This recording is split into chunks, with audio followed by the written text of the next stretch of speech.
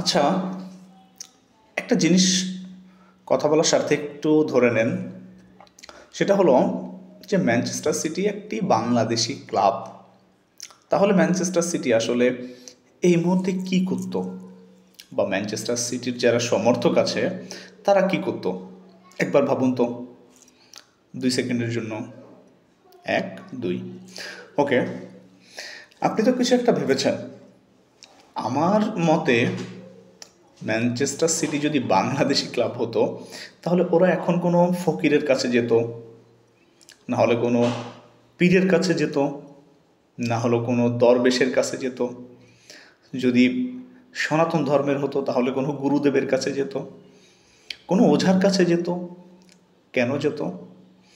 ওরা চিন্তা করতো যে আসলে ম্যানচেস্টার সিটির বোধহয় কোনো একটা পাপ হয়েছে, কোনো একটা ভুল হয়েছে, কোনো একটা অন্যায় হয়েছে যেটা আসলে হওয়ার কথা না।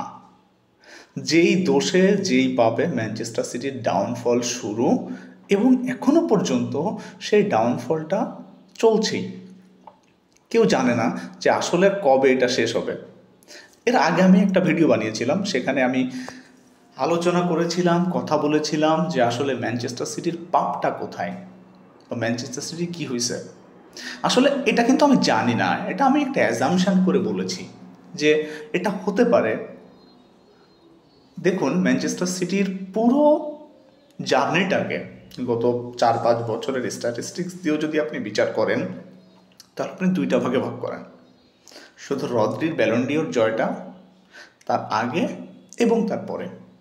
তাহলে আপনি খেয়াল করলে স্পষ্টত ডিফারেন্সটা আপনি বুঝতে পারবেন যে ম্যানচেস্টার সিটির রদ্রি ব্যালন ডিওর জেতার পরে এখনও পর্যন্ত 6টা-7টা ম্যাচ হয়ে গেল, একটা ম্যাচ, সিঙ্গেল একটা ম্যাচ এখন পর্যন্ত ম্যানচেস্টার সিটি জিতেনি। তাহলে আপনি ম্যানচেস্টার সিটিকে আসলে কিভাবে মূল্যায়ন করবেন?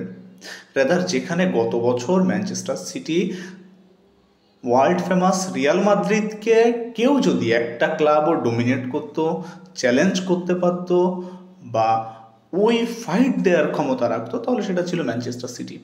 কিন্তু এই বছর এসে ম্যানচেস্টার সিটি যেন ম্যাচ জিততে ভুলে গেছে। ধরেন ইতিমধ্যে তাদের ইংলিশ প্রিমিয়ার লিগের টেবিল টপার লিভারপুল। সো লিভারপুলকে টপকে এবার অন্য কেউ, বিশেষ করে ম্যানচেস্টার সিটি লিগ জিতবে, এটা স্বপ্নেও চিন্তা করার কোনো সুযোগ নেই। ম্যানচেস্টার সিটির যে দুর্দিনটা চলছে। সো আমরা যেটা বলছিলাম যে আসলে কি হলে ম্যানচেস্টার সিটি এই গোলকধাঁধা থেকে বেরোতে পারবে, এই হারের বৃত্ত থেকে বেরোতে পারবে, এটা কে ডিসাইড করবে? আমি ডিসাইড করব? আপনি ডিসাইড করবেন? অবশ্যই না। ম্যানচেস্টার সিটিকে এটা ডিসাইড করতে হবে, ম্যানচেস্টার সিটির কোচকে এটা ডিসাইড করতে হবে যে কি করলে তারা এই হারের বৃত্ত থেকে বের হয়ে আবার পুরনো রূপে ম্যানচেস্টার সিটির মতো ফিরে আসতে পারবে। ডেফিনেটলি ভালো যে কোনো ক্লাব, তাকে তো আমরা সেইভাবেই দেখতে চাই। ম্যানচেস্টার সিটিকে তো আমি অ্যাস্টন ভিলা বা অন্য কোনো ক্লাবের মতো দেখতে চাই না। ম্যানচেস্টার সিটিকে আমরা ম্যানচেস্টার সিটির মতোই দেখতে চাই। তবে আমার মনে হয় ম্যানচেস্টার সিটির এই খারাপ দিন অচিরেই শেষ হয়ে যাবে, অচিরেই ফুরিয়ে যাবে। আমার মনে হয় ম্যানচেস্টার সিটির সামনের ম্যাচেই জয় ফিরবে। আপনার কি মনে হয়? আপনি কমেন্ট করে জানিয়ে দিতে পারেন। আর যদি আমাদের ভিডিও ভালো লাগে, আমার ভিডিও ভালো লাগে, তাহলে সাবস্ক্রাইব করে আমার পাশে থাকতে পারেন। ধন্যবাদ সবাইকে।